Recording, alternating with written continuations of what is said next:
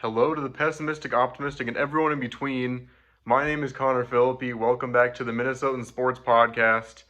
And you could not have possibly expected what just happened tonight. So the Vikings going into this game 2-4. I mean, the trade rumors swirling. I mean, we were one loss tonight away from potentially thinking we were going to completely rebuild. And now I'm really hoping that this win against the 49ers means that we are not going to send anyone away at the trade deadline because the complete complexity of this season has now completely changed.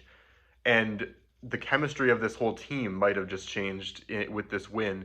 So the Minnesota Vikings, like we have been doing the last few weeks, we did try to lose this game in certain points. We, were not able to score a touchdown at the 2 yard line or at the 1 yard line. Some seriously frustrating play calls by Kevin O'Connell. That 4th and 4 at what was it, like the 43 yard line that O'Connell decided not to go for it on. I mean, I just don't understand how you can't go for it there. And then the missed field goal by Greg Joseph, who he nailed a 54-yarder earlier in the game. Just a big moment for him to miss that kick, and I felt like a missed kick. Oh my gosh, Jefferson just gave Kirk a top 10 chain to wear for the post-game interview. I agree he is top 10. But, I mean, Kirk Cousins did what he needed to do for this team to win. And I actually have a comment pulled up from just 7 days ago on my channel after I did my raw reaction to the Vikings losing. I talked about how it was frustrating the way we almost beat the Bears. Well, I'm backtracking. We won against the Bears. I might have messed that up. But anyway, we barely won that game. I was kind of down on the Vikings, saying, even though we beat the Bears, we almost lost to them and all that stuff. So I was down on them. But then this guy came in, and this is what he said. Yeah, he's talking about Kirk. Yeah, he was missing his number one guy today, but let's face reality. Cousins has always been backup quality. Never has and never will be starter quality. What was this game then? And he had two bad games, and it was right back to that same thing of, oh, Kirk can't perform, and Kirk just came in to a Monday Night Football game, which I thought he wasn't supposed to perform well in. Sorry, I'm going to make myself a little bit brighter here. I'm against my laptop.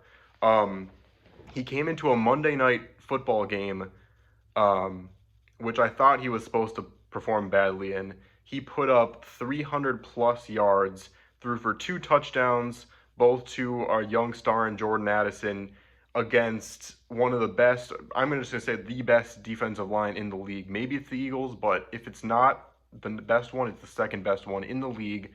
Offensive line was honestly pretty impressive considering the line they had to go up against, but still, all those factors against Kirk, and he still threw for over 300 yards in a primetime game where we needed to win this game to keep our season positive and to make this team still believe that we had a potential to get a wild card spot this year, and he did it.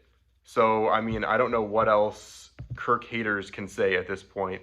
The Vikings, Kirk Cousins was the main reason why we won this game. Jordan Addison put up the best game of his young career. And then Brandon Powell, he held his own in this game as one of the wide receivers that's going to have to step up with Jefferson being out. Thankfully, Addison came back and Hawkinson came back when they were injured, but Powell was a major factor in this game as well and held his own. And I mean, that's exactly what you need from some of these young guys that are going to have to step up with the absence of some of these players. And our defense held the 49ers to 17. I mean, we could backtrack to some of these previous weeks to see how many the 49ers scored. And the 49ers are in a little bit of an offensive rut, but they're still 5-1 and one of the best teams in this league, and we held them to 17. In previous games, I feel like this is a game where the 49ers march down the field and score a touchdown and win this game. And it didn't happen. The Vikings held their own. And now I don't want to be overly optimistic because the Vikings are still 3-4. This was the first home game we've won all season long. So still plenty of reasons to be cautiously optimistic about this team. But we just beat the 49ers, improved to 3-4. 2-5 and 3-4 are just miles away in difference in terms of both how good your team can be in those different spots and how good they can be the rest of the season, whether or not they can compete still for the playoffs.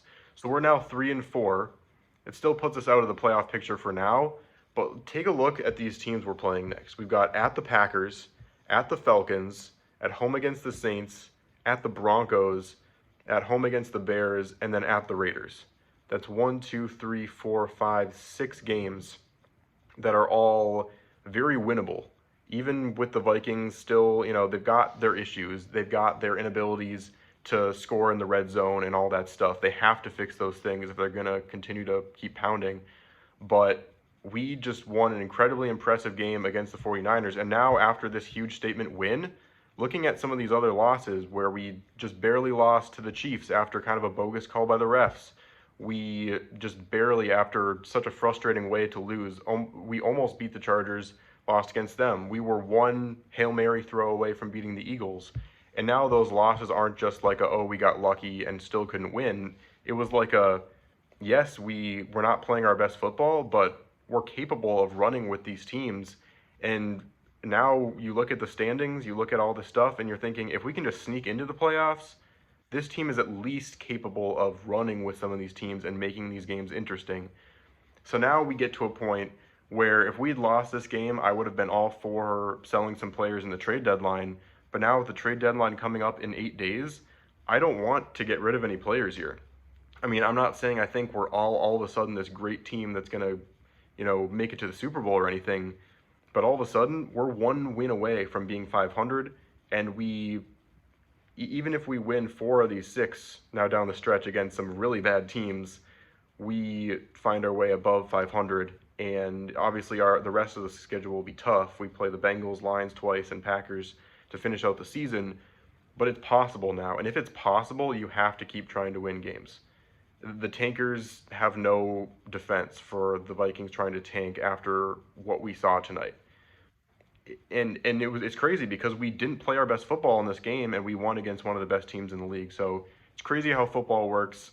If we had lost by double digits in this game, I would have been on this camera talking about how, get rid of Danielle Hunter, get rid of a couple of our other veteran players, it's time to completely rework this team.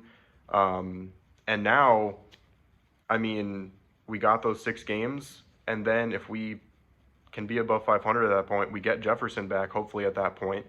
I mean, this offense is really starting to find its stride even more. We just have to score in the red zone. And Flores' defense looked more like it's supposed to look in this game. The last few games, they hadn't been able to get to the QB or pressure him very much. Brock Purdy was really in trouble a lot in this game.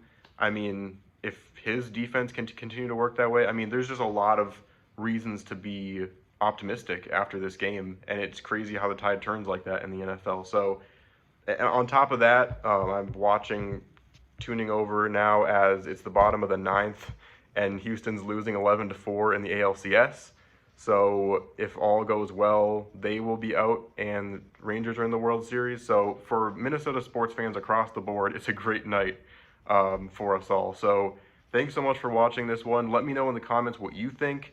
If you somehow still think that we should sell at the trade deadline, I would love to hear your argument for why at this point, because all of a sudden things have totally changed. Other comments about the game, anything else you think, and going into this trade deadline and past it, what do you think for the future of this Vikings team going through the rest of the season? But thanks again so much for watching. Please like and subscribe, and I'll see you on the flip side.